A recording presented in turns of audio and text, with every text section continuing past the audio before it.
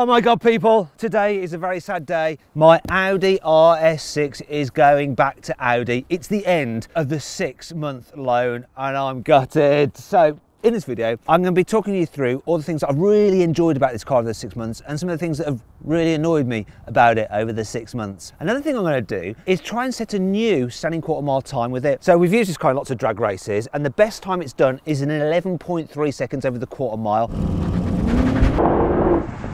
But today we're at our test track where it seems to be a little bit grippier, and cars that I've tested here over the quarter mile seem to be just a touch quicker than in the drag races. So we're going to see if I can set a new record time for the RS6 before it goes back. Oh yeah, it's a very sad day. Let's just get on with the video. The way this video is going to work is that I'm going to tell you something I really like about this car, and then I'm just going to ruin everything by then start moaning about something that's related to the thing I like that I don't actually like about it. Yes, I'm a miserable person from the Midlands, and that's the way we are. So let me start off with the paint scheme, because I love this green paint. It is amazing and it works really well with the brown interior. Contrasts are lovely. Regardless of what anyone says, I think it's awesome, and I've grown to appreciate it even more than when I first spec'd it. In fact, I like it so much I got some driving gloves from Dents to match the interior. The thing that I find annoying is this paint scheme. It's not really available on the RS6, so you have to go through the Audi special paint scheme, which means it's a £3,000 extra.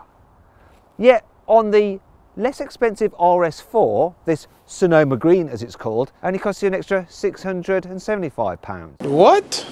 That's just bizarre. I mean, this car in total costs £117,000. It's insane, whereas the RS4 is a lot less expensive. One of the great things about this new RS6 is that it handles so much better and is so much more fun and playful than previous RS6s when you get it on a twisty road, and you can turn the stability control all the way off, and because you've got that Quattro Sports differential on the rear, it can send power to the rear wheel with the most grip, which helps when driving out of corners. You can even hoon it a little bit. I'll try and demonstrate now. Like that, see? I mean, it will like cane up its tyres, which is a bit bonkers in something this big like that. But because of the way Quattro is set up, you can't fully disengage the front axle like you can in a BMW M5 or an E63, so you can't do big proper control drifts. Not that you ever really need to, but I'm just saying you can't. Now if you want to see me doing big drifts in an M5, then click on the pop-out banner up there to go watch that video. I've really loved the interior design of this car. The quality of the materials is exceptional. The seats are comfortable. Everything's laid out nicely. It's easy to use. I was a bit worried that I might get a creak or a rattle from behind this dash because it's made of hard plastics, and I had an A7 on loan which had a rattle. I've also had a couple of people contact me saying that they have an A6 with a bit of a rattle behind the dash, but no problems here at all on this particular car. But there has been a weird annoying noise on it that I've never been fully able to isolate, and it's been coming from like the rear corner. I don't know whether it's near the shock absorber tower or something like that, but it's a weird like kind of like a trapped monkey that's having a very low level conversation. Maybe that's what it is. There's like a chimpanzee somewhere in the back there. But anyway, I don't know what it is. It's when you go over a bump, it makes that noise. It's not been bad enough for me to take it back to Audi to try and get it fixed, but it's always just been there, occasionally just piping up. Weird. I really love the look of the 22-inch alloy wheels that you get on this car. Make it look totally badass. But you might think they bring two problems. The first would be rubbish ride quality, but it's not true. This car actually goes over bumps really, really well. It's very comfy. The other thing you might imagine is that these would be so easy to curb. Yet in 6 months, I haven't curbed a single wheel, which is quite unusual for me. Regularly I have to drive into a car park which has a very narrow barrier and there's kind of width restrictors, which is very scary, but because I've got all-round cameras, I haven't managed to scuff the wheels. Now the other day I did actually go up the curb and drop back down, and I was convinced I'd like damage the alloy wheel, but because the tyre actually sits a little bit proud, it sort of acts as a little guard. I got away with it. There is one problem though with such big alloy wheels, and that's you need big tyres and they're super expensive. I got a puncture in a rear tyre. They're 300 quid to replace a tyre for the rear corner, and that's on a budget tyre site as well. One of the options you can fit to this car is the Tour Pack, and that includes adaptive cruise control, so it'll do that thing where it'll use radar to keep you a safe distance from the car in front and auto steer to keep you in lane. Now, on certain models like a Toyota Yaris for instance, that setup is standard, but you do have to pay quite a lot to get it fitted to this Audi, which seems like a bit of a rip-off on a car that costs, you know, £100,000. What's really annoying though is that you can't get massage seats, and really on a car such as this, at this price point, you probably might want to spec, or at least have the option to spec massage seats. And it's been a bit annoying that I've done loads of miles in this, and the previous car that I had, a Mercedes-AMG G63, that had massage seats, and I always had them on. In this, I've missed not having them. Now, if you want to see my full in-depth video review of what my time was like with the Mercedes G63, then click on the pop-out banner up there to go watch my video on that car. I'd like to give you some insight on what this car's been like to give people a lift, but because of COVID, I haven't really given anyone a lift in this car. I'm sure they'll be happy in the back because there's loads of room. The only things they might complain about is the fact that these sports seats do block your view a little bit when you're looking forward. And it's a bit of a shame that the panoramic roof isn't full length glass. You have to have this extra bit here, which I assume is for bracing. But who knows? COVID. No one's been in the back really. There we go. As standard, the Audi RS6 comes with air suspension, but if you have this car, which is the range-topping Vorsprung, which gets all the bells and whistles, you then get the upgraded Audi Sport suspension, which switches out the air springs for normal coil springs, as well as adaptive dampers. So you can still change the stiffness of the ride, but with core springs, you just get a slightly better dynamic capability through the bends, which is great if you live out in the country and regularly go for a black down a twisty road. But if, like me, you live in the city, then air suspension is actually preferable because you get that lovely soft floaty ride and it just adds to the air of luxury. Annoyingly, you can't mix and match the suspension systems. So if you have the range-topping Vorsprung, you can't then have the air suspension. Reason is that for WLTP regulations, Audi has had to basically bundle up lots of its options together into packs so that it can actually get the CO2 ratings for the car and blah, blah, blah, blah, blah. As a result, there's less ability to tailor your car, your latest Audi, than you could in the past. And that's just a little bit annoying as far as I'm concerned. I love this engine. It's an absolute beast. 4-litre twin turbo V8 with 600 horsepower and 800 newton meters of torque. To try and maximise the economy, Audi has fitted it with cylinder deactivation technology, so when you're just cruising along, it'll run on 4 instead of the full 8 cylinders. It also has a system which works with the satellite navigation, so the car knows when you're going downhill or approaching a junction, and it tells you to lift off the accelerator. And it does that by showing a little sign on the dash, but also by actually vibrating the accelerator pedal itself. And it works for me, I lift off. The only thing is, it doesn't seem to work so well in improving the fuel economy, because during the 6 months I've had this car, I've only averaged 19 miles to the gallon, which isn't very good. Thankfully, this car has a huge fuel tank. It's like over 70 litres. Despite that, the other day, I still almost ran out of fuel. Ended up playing Russian roulette with the remaining range, and then it went to 0 miles remaining and 0 fuel in the tank, and refuel immediately. And I just about crawled onto the petrol station forecourt. It was a little bit like squeaky bum time. Some parts of this car are really well thought out. Now, I know you have the climate controls through a touchscreen down here, but it's not as bad as some other climate control systems which are operated through touchscreens, because when you press, it does click and vibrate like your mobile phone. But the best bit is that you can actually rest your hand, the heel of your hand, on the gear selector and then operate it quite easily when you're driving. But then there's some other bits which aren't so well thought out, and one of the biggest problems for me, the cup holders. So they just grip a cup a little bit too tightly. So let's say you've got a coffee, it's full, you're driving along, you want a quick sip. You have to be very careful how you extract it, because it holds on really tightly until the last moment when it suddenly releases. And look at this, I'll do it again. You'll see how you can just fire coffee everywhere. Look, see.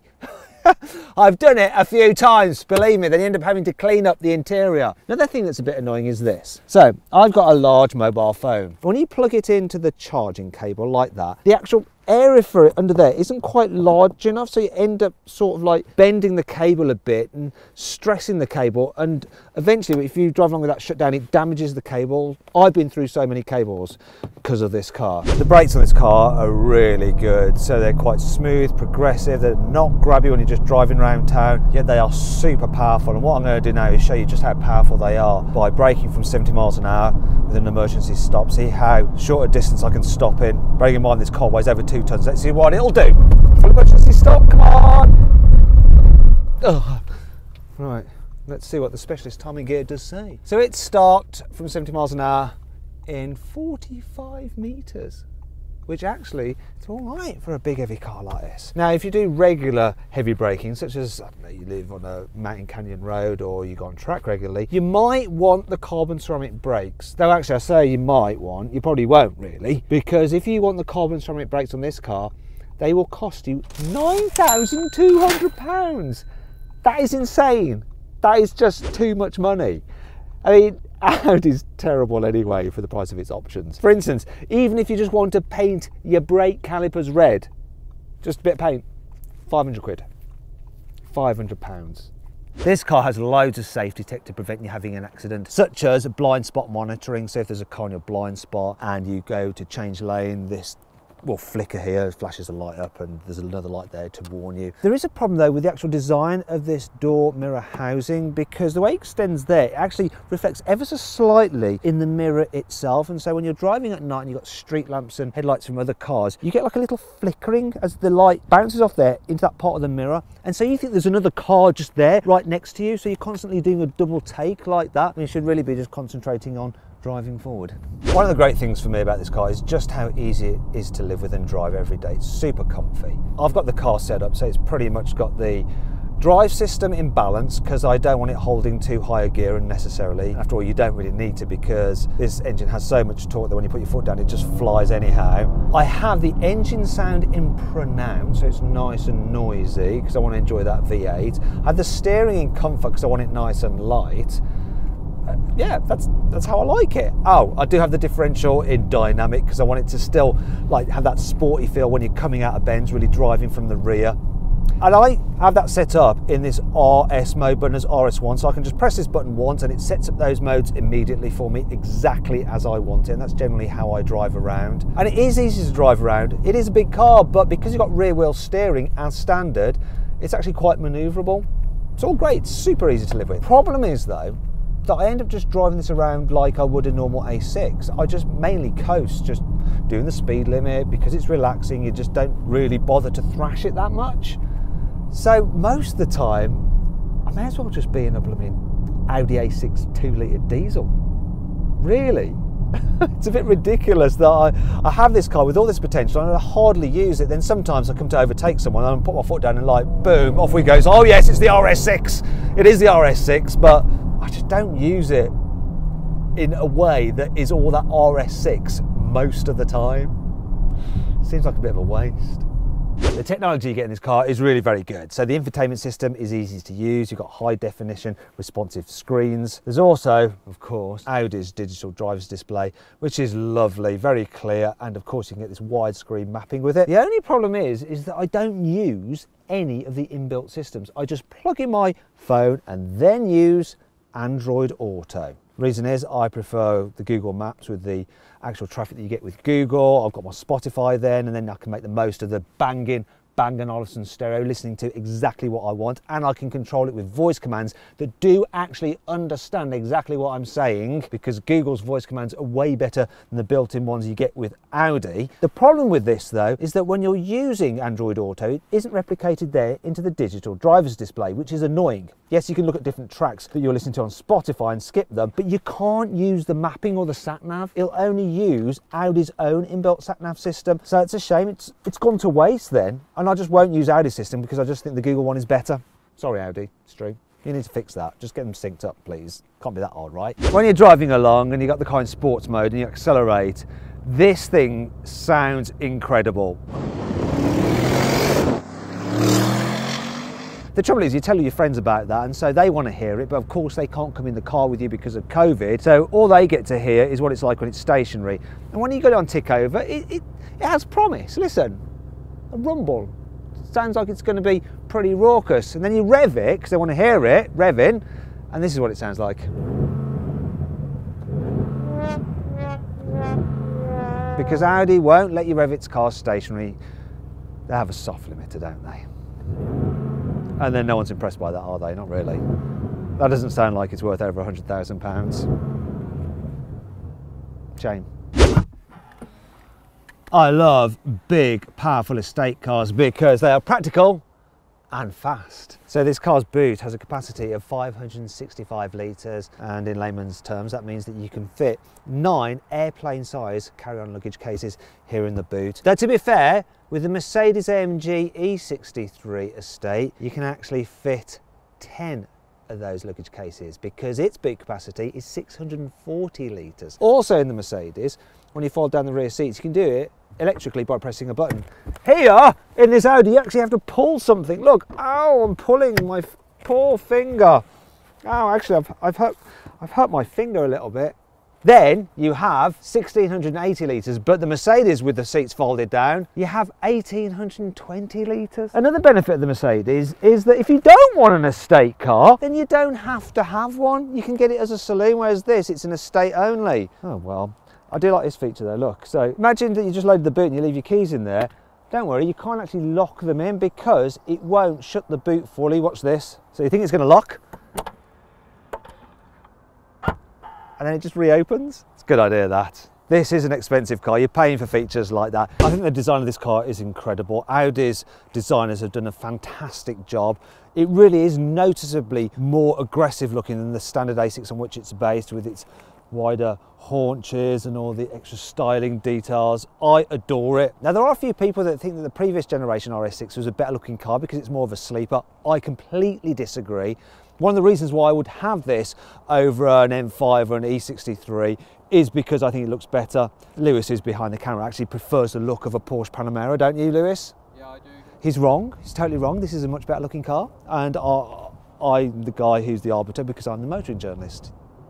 Anyway, yeah, love the look of this car. In fact, whenever I post something about it on my Instagram, it goes big. People love this car. So the last one I did had like 38,000 likes and over 1,000 comments. Yeah, it does really well. I'll miss having this car to post about on my Instagram. And if you want to just follow me on Instagram, yeah, it's at Matt Watson Cars. One of the problems with this car though is that it does look overtly sporty, and so as a result people just constantly want to race you. I always have boy racers up my arse bothering me, going, come on, let's see how fast that car is. Often people don't like to let you out at junctions either because you look like you've got a little bit too much money, and so they're a bit jealous. That's the downside of a car that looks like this. Finally then, I'm going to launch this car, see what it'll do 0 to 60 and over the standing quarter mile, and seeing as I'm going to do some serious driving, I better get my serious driving gloves back on. The best quarter mile time I've had out of an RS6, which is 11.3 seconds. Let's do it. Come on, build up boost. There we go, let's go. That shot off good. Felt good. 0 to 60, 3.03 seconds. What's going to be the quarter mile? Come on, can you beat 11.3? This is the quick track.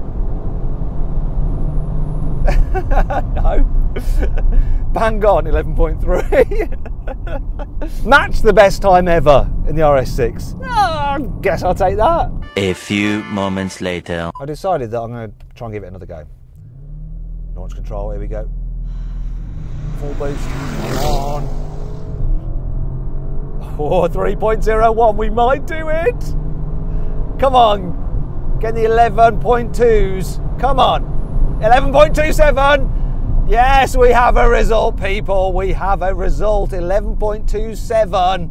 11.87. Well done. Beat my best ever time. Now, it's still not as quick over the quarter mile as an E63S or a BMW M5 competition. It's just not quite. When you launch those cars correctly, they can do a little bit quicker. We're talking a tenth or two of a second. In fact, if you want to see a drag race between the RS6 and those cars, put a link just up there, click on that, you can go check that out right now.